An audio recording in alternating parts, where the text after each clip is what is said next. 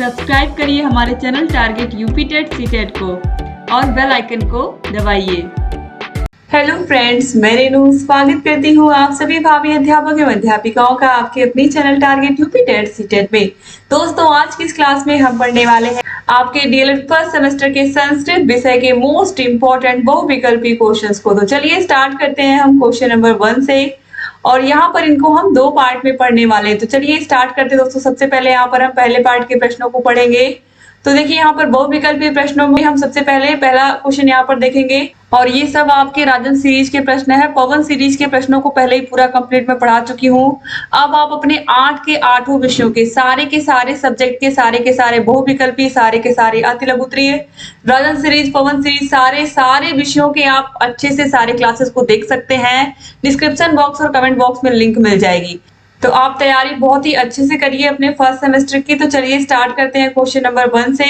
अगर कहीं किसी प्रकार की कोई भी दिक्कत है दोस्तों, तो यहाँ पर हमारा कांटेक्ट नंबर भी है, इस पर कांटेक्ट करके आप सारी जानकारी ले सकते हैं। अभी वीडियो के लास्ट में मैं आपको बताऊंगी भी क्लास के कैसे आपको जुड़ना है। क्वेश्चन नंबर 1 है, या संयुक्त रूप। आप सभी को पता है कि छात्र, ज्ञा, ये जो शब्द है, ये जो वर्ण है, ये संयुक्त वर्ण है। तो जो ज्ञा है ये किससे मिलकर के बना है? ये ज और इया से मिलकर के बना है। और हिंदी विषय में मैंने आप लोगों को बहुत अच्छे से ये बताया है, ठीक है। जो छ से क्षत्रिय है, ये क और श से मिलकर के बना हुआ है। इसी प्रकार से जो श्र है, ये श और र से मिलकर के बना हुआ है।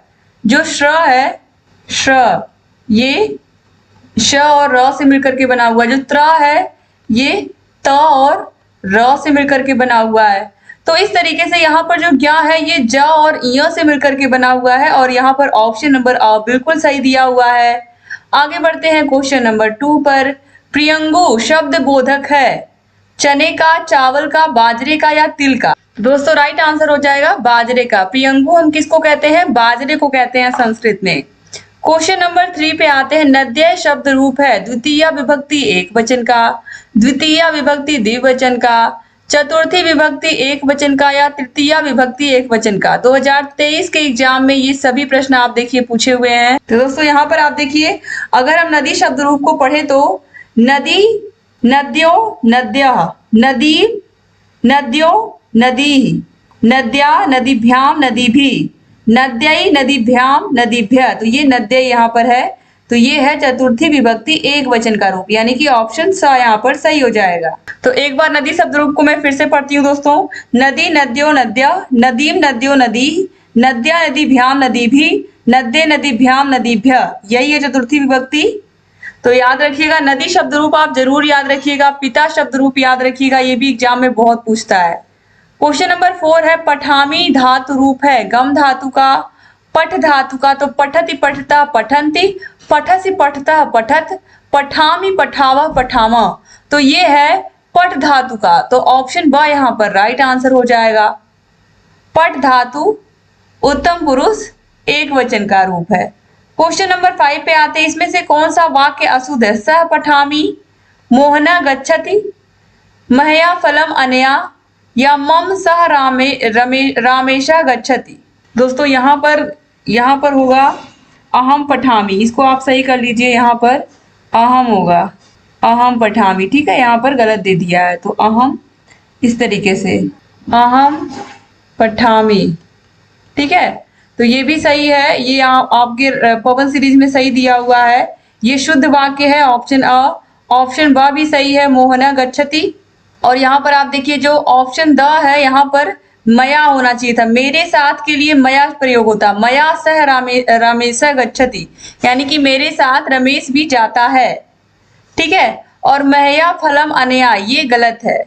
ऑप्शन नंबर सा जो है यही अशुद्ध है, तो ऑप्शन सा यहाँ पर सही हो जाएगा। और ऑप्शन नंबर द जो है ये भी गलत दिया हुआ, ये भी अशुद्ध वाक्य है। यहाँ मया सह होना चाहिए था, मया सह रमेश गच्छति, मेरे साथ रमेश जाता है, ठीक है। तो इसलिए यहाँ पर ये भी अशुद्ध दिया हुआ है। तो इस तरीके से यहाँ पर ऑप्शन सा और ऑप्शन द दोनों ही अशुद्ध है। और यहाँ आपके सीरीज में ऑप्शन स और ऑप्शन द दोनों ही गलत दिया हुआ है। तो यहाँ पर देखिए सही दिया हुआ है ये आंसर आपका, यहाँ आप देख सकते हो दोनों ही गलत दिया हुआ है, यानी कि दोनों ही गलत है। ये ऑप्शन सा ऑप्शन द दोनों ही अशुद्ध है। क्वेश्चन नंबर 6 पे आते हैं। जगती शब्द में लिंग, वचन व विभक्ति है।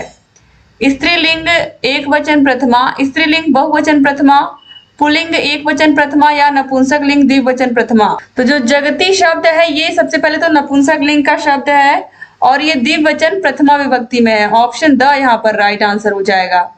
क्वेश्चन नंबर 7 पे आते हैं। षष्ठी विभक्ति का चिन्ह क्या है? से या के द्वारा, के लिए, में, पर या फिर का, के, की। तो जो षष्ठी विभक्ति होता है ये संबंध कारक होता है। क्या होता है? संबंध कारक होता है और संबंध कारक में का, के, की ये सब आते हैं। तो ऑप्शन द यहाँ पर सही हो जाएगा। ठीक है। और से या के द्वारा ये तृतीया विभक्ति होता है दोस्तों, याद रखिएगा। जैसे राम ने रावण को बाण के द्वारा मारा, ठीक है, या बाण से मारा, तो यहाँ पर से या के द्वारा में तृतीया विभक्ति होती है जिसे हम करण कारक कहते हैं। ठीक है। क्वेश्चन नंबर 8 पे आते हैं। सर्व शब्द का स्त्रीलिंग सप्तमी विभक्ति एक वचन का रूप है। सर्वस्विन, सर्वा, सर्वाम या फिर सर्वश्याम। 2018 के एग्जाम में आप देखिए पूछा हुआ प्रश्न है दोस्तों। जो सर्व शब्द रूप है ये अगर स्त्रीलिंग सर्व की बात करें हम तो सर्वा, सर्वे, सर्वा, सर्वाम, सर्वे, सर्वा, सर्वया, सर्वभ्याम, सर्वाभि, सर्वाभि, सर्वस्य, सर्वाभ्याम, सर्वाभ्य, सर्वस्या, सर्वाभ्याम, सर्वाभ्य, सर्वस्याः, सर्वयोः, सर्वशाम, सर्वश्याम, और यही है सर्वश्याम सप्तमी विभक्ति एक वचन में। तो यहाँ पर आप देखिए ऑप्शन नंबर द जो है सर्वश्याम, ये सप्तमी विभक्ति एक वचन में आता है। तो ये राइट आंसर हो जाएगा। क्वेश्चन नंबर 9 है। दिशा शब्द में विभक्ति व वचन है। दिशा शब्द, तो दिशा शब्द रूप में दोस्तों दिक, दिशा, दिशा। तो ये जो दिशा यहाँ पर है ये प्रथमा विभक्ति द्विवचन में है। तो यहाँ पर आप देखिए ऑप्शन नंबर सा यहाँ पर आपका राइट आंसर हो जाएगा। आगे बढ़ते हैं हम लोग अब क्वेश्चन नंबर 10 पर। गायथ शब्द में धातु एवं पुरुष व वचन है। दोस्तों यहाँ पर आप देखिए इसका अगर हम शब्द रूप की बात करें हम तो ये गय शब्द रूप है। तो गायति, गायतः, गायन्ति, गायसि, गायथः, गायथ, गायामि, गायावः, गायामः। तो यहाँ पर देखिए ऑप्शन नंबर द जो है गय शब्द रूप, गय धातु रूप मध्यम पुरुष बहुवचन का ये रूप है। तो गायथः यहाँ पर होगा गायथः। ठीक है, यहाँ पर विसर्ग लगेगा। अब ये हो जाएगा मध्यम पुरुष बहुवचन, ऑप्शन द यहाँ पर सही। क्वेश्चन नंबर 11 पे आते हैं। ऊनविंशति शब्द का अर्थ है ऊनविंशति यानी कि 19, और 19 को हम एक और चीज के नाम से भी जानते हैं एकोन विंशति। एकोन विंशति कभी कभी एग्जाम में पूछ लेता है तो ये भी याद रखिएगा एकोन विंशति। क्वेश्चन नंबर 12 है। 29 की शुद्ध संस्कृत नहीं है। 29, नवविंशति, नवति, एकोन स्टोर या फिर मिनी। दोस्तों यहाँ पर राइट आंसर होगा तब ये सही 29 की शुद्ध संस्कृत है, इसमें से पूछना चाहिए था, नहीं है नहीं। 29 की शुद्ध संस्कृत इसमें से कौन है? तो नवविंशति, यानी कि 20 में अगर हम 9 और जोड़ देंगे तो कितना हो जाएगा? 29। यहाँ से आप देखिए विंशति मतलब 20, 9 मतलब 9, नव मतलब 9, तो 20 और 9 29। तो 29 की शुद्ध संस्कृत यही है, बाकी इसमें से कोई भी सही नहीं है। ठीक है, तो ऑप्शन आ सही हो जाएगा। तो यहाँ पर प्रश्न क्या होना चाहिए था? 29 का शुद्ध संस्कृत है। क्वेश्चन नंबर 13 पे आते हैं। नदी शब्द का द्वितीय बहुवचन का रूप है।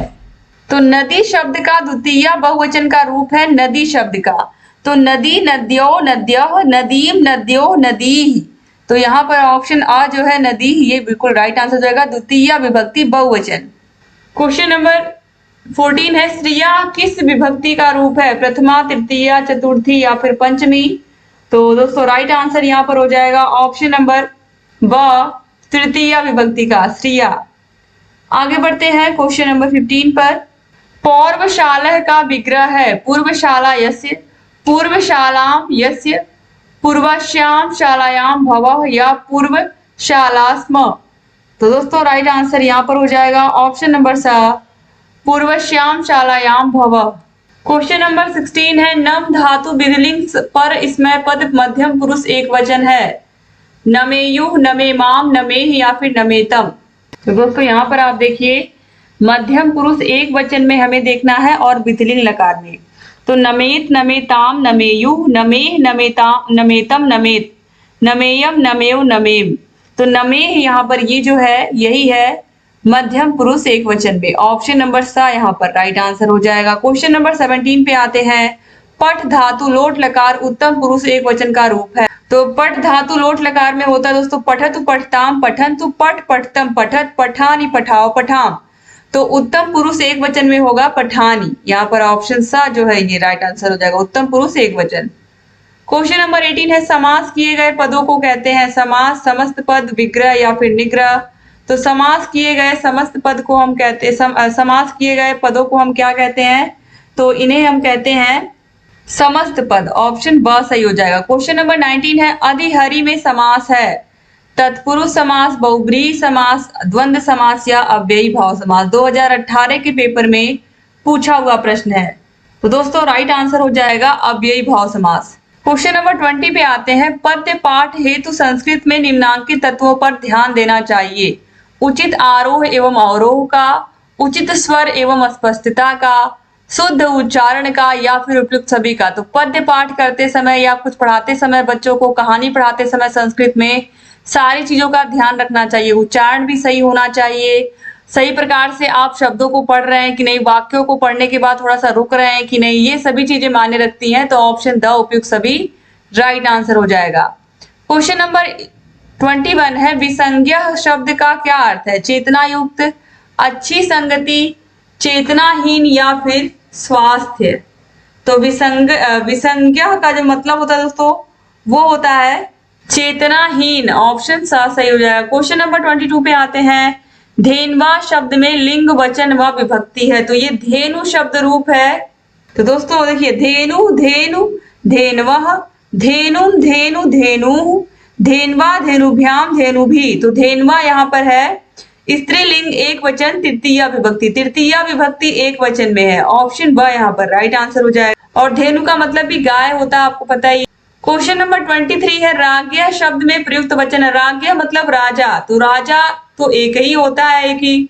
तो यहाँ पर देखिए पूछा है एक वचन, द्विवचन, बहुवचन या एक वचन और बहुवचन दोनों में। तो वैसे मेनली बोलने पर तो एक वचन में ही होता है दोस्तों, लेकिन अगर आप राजा शब्द रूप पढ़ोगे तो आप देखोगे जो राजा है जिसको हम राजन भी कहते हैं, राजन शब्द रूप जब आप पढ़ोगे तो आप देखोगे राजा, राजाना, राजाना, ये हो गया प्रथमा विभक्ति। द्वितीय विभक्ति पे अगर हम आएंगे तो राजानम, राजाना और राज्ञ। तो राज्ञ यहाँ पर आप देखिए ये द्वितीय विभक्ति बहुवचन में भी आपको राज्ञ मिलेगा। और फिर राजन शब्द रूप को पढ़ते पढ़ते जब हम षष्ठी विभक्ति में आएंगे तो फिर षष्ठी विभक्ति एक वचन में भी हमको राज्ञ मिलेगा। यानी कि दो बार, एक बार बहुवचन में हमको मिल रहा है राज्ञ शब्द रूप और शब्द रूप में, और एक बार ये एक वचन में मिल रहा है, एक बार ये बहुवचन में मिल रहा है। तो द्वितीय विभक्ति बहुवचन में भी आता है और षष्ठी विभक्ति एक वचन में भी आता है। तो ये जो शब्द है ये दो बार राजन शब्द रूप में आ रहा है, इसीलिए ये शब्द रूप एक वचन में भी प्रयुक्त होता है और बहुवचन में भी।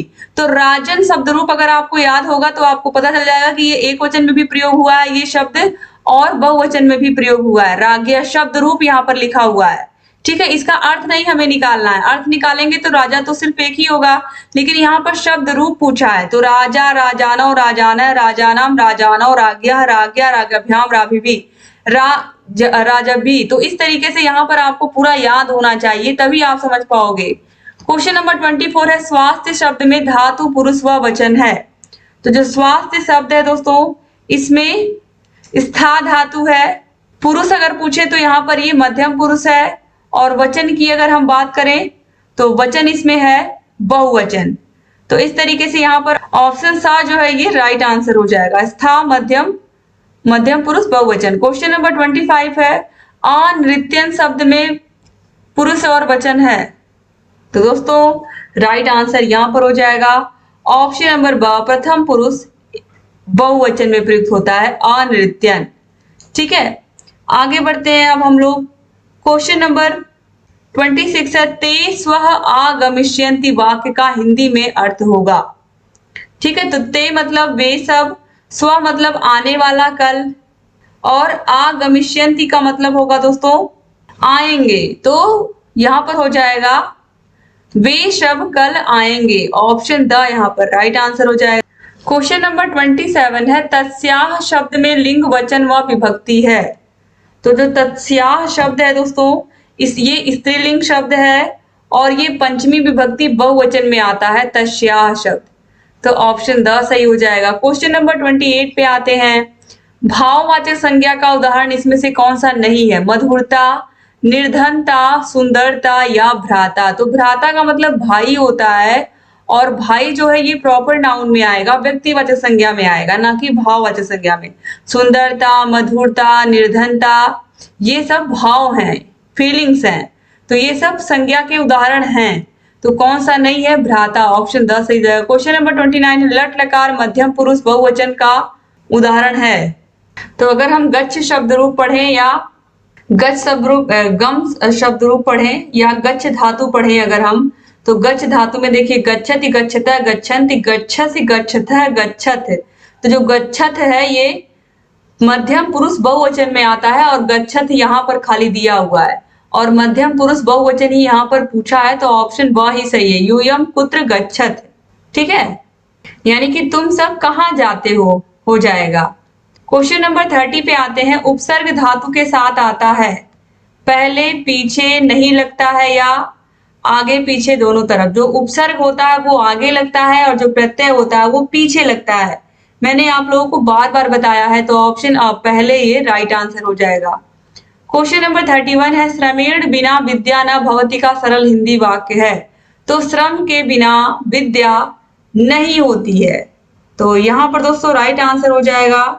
श्रम के बिना विद्या नहीं होती है, तो ऑप्शन ब यहाँ पर राइट आंसर हो जाएगा। क्वेश्चन नंबर 32 है। पुस्तकम पठ का हिंदी वाक्य है, हिंदी भाव क्या है? पुस्तकम पठ, टीचर कह रहे हैं बच्चों से पुस्तकम पठ यानी कि पुस्तक पढ़ो, तो यहाँ पर क्या हो जाएगा? ऑप्शन द सही हो जाएगा। क्वेश्चन नंबर 33 है। वह पाप से घृणा करता है को संस्कृत में अनुवाद कीजिए। तो सह पापेन घृणाम करोति, तो यहाँ पर ऑप्शन नंबर ब जो है ये राइट आंसर हो जाएगा। क्वेश्चन नंबर 34 है। कृष्ण विद्यालयम गमिष्यति का हिंदी अनुवाद लिखिए। तो कृष्ण विद्यालय जाएगा, साफ साफ दिख रहा है, ऑप्शन अ यहाँ पर क्या हो जाएगा? सही हो जाएगा, ठीक है। आगे बढ़ते हैं अगले प्रश्न पर। क्वेश्चन नंबर 35 है। 19 की संस्कृत क्या है?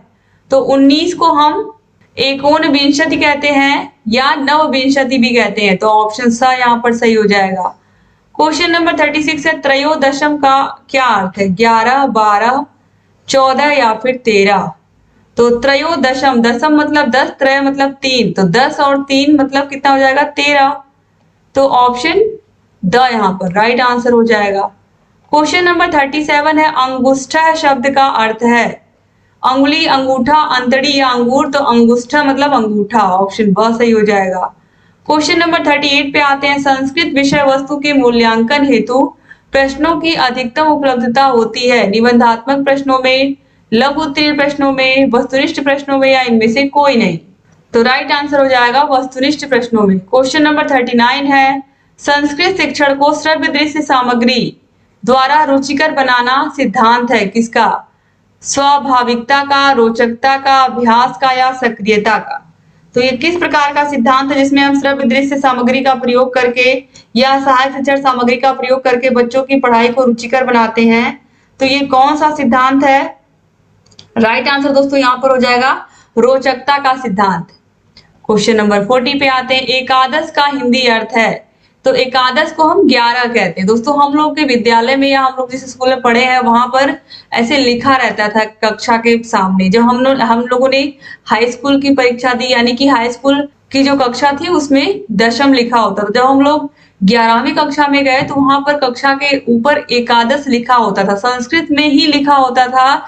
स्कूल में पढ़ाई चाहे संस्कृत भाषा में हो रही हो या ना हो रही हो, या फिर हिंदी भाषा, या फिर ये कहें कि सीबीएसई बोर्ड, यूपी बोर्ड से कोई मतलब नहीं था, वहां पर संस्कृत में ही कक्षा के ऊपर कक्षा का नाम लिखा होता था। एकादश, द्वादश। जब 12वीं में गए तो वहां कक्षा के ऊपर द्वादश लिखा रहता था, कमरे में या क्लासरूम में क्लास के ऊपर घुसते ही। तो इस तरीके से ये सब चीजें हम लोगों को ऐसे एक तरीके से कहें कि व्यवहार में ही याद हो गई थी। तो एकादश को हम हिंदी में 11 कहते हैं। क्वेश्चन नंबर 41 पे आते हैं। पिपीलिका शब्द का क्या अर्थ है? तितली, चिड़िया, चींटी या कोयल। तो पिपीलिका हम चींटी को कहते हैं, ऑप्शन सा यहाँ पर राइट आंसर जाएगा। 2019 में ये सब पूछे हुए प्रश्न हैं जिनको आप देख रहे हो। क्वेश्चन नंबर 42 पे आते हैं। क्वेश्चन नंबर 42 है एकोन विंशति पद संख्या का बोधक है। तो विंशति मतलब 20, एकोन एक नहीं है, 20 में एक नहीं है यानी कि 19। तो यहाँ पर ऑप्शन नंबर ब सही हो जाएगा। क्वेश्चन नंबर 43 पे आते हैं। आप देखिए 19 कम से कम 3 बार पूछा जा चुका है। सिर्फ और सिर्फ अभी हमने टोटल 50 क्वेश्चन भी नहीं पढ़े हैं, इसमें 3 से 4 बार आपने देख लिया कि 19 को हम संस्कृत में क्या लिखते हैं। तो आप समझ सकते हो कि कितना इंपॉर्टेंट है ये। क्वेश्चन नंबर 43 पे आते हैं। असमान शब्द में विभक्ति और वचन है। दोस्तों यहाँ पर अगर हम पढ़ें तो अहम आवाम वयम माम आवाम असमान। तो यहाँ पर आप देखिए ये है द्वितीय विभक्ति बहुवचन। तो यहाँ पर ऑप्शन नंबर द आपको मिल जाएगा, द्वितीय विभक्ति बहुवचन। क्वेश्चन नंबर 44 पे आते हैं। पा धातु का लंग लकार मध्यम पुरुष द्विवचन में रूप होता है। तो पा धातु या पिब धातु का जो लंग लकार होता है दोस्तों वो होता है अपिबत, अपिबताम, अपिबन, अपिवह, अपिबतम, अपिबत, अपिबम, अपिवाव, अपिबाम। तो यहाँ पर आप देखिए मध्यम पुरुष द्विवचन में जो रूप होगा वो होगा अपिबतम। तो यहाँ पर आप देखिए ऑप्शन नंबर ब में दिया हुआ है, तो ये राइट आंसर हो जाएगा। 2019 में देखिए पूछा हुआ प्रश्न है। क्वेश्चन नंबर 45 पे आते हैं। उत्तम पुरुष से संबंधित सर्वनाम शब्द है, उसका, तुम्हारा, मैं या फिर वे।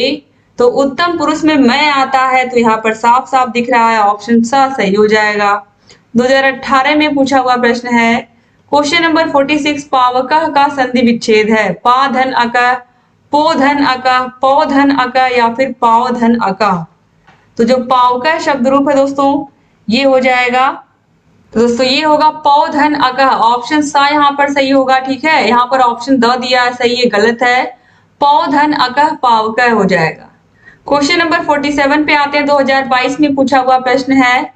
छ संयुक्त रूप किसका है। पहले ही क्वेश्चन में मैंने आपको बताया है कि ये क और श से मिलकर के बना हुआ है।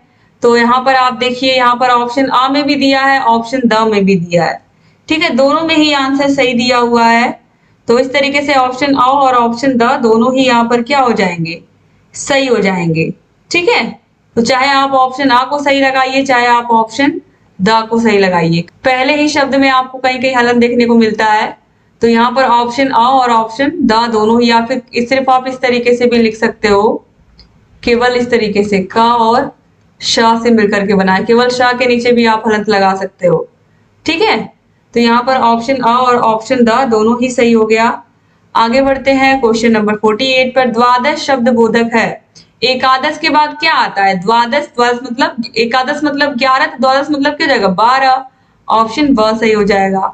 क्वेश्चन नंबर 49 है। समक्षः शब्द में समास है, कर्मधारय, तत्पुरुष, द्विगु या फिर अव्ययी भाव। तो दोस्तों राइट आंसर यहाँ पर हो जाएगा अव्ययी भाव। क्वेश्चन नंबर 50 है। ऊपर जाता है के लिए संस्कृत में कौन सी क्रिया प्रयुक्त होगी।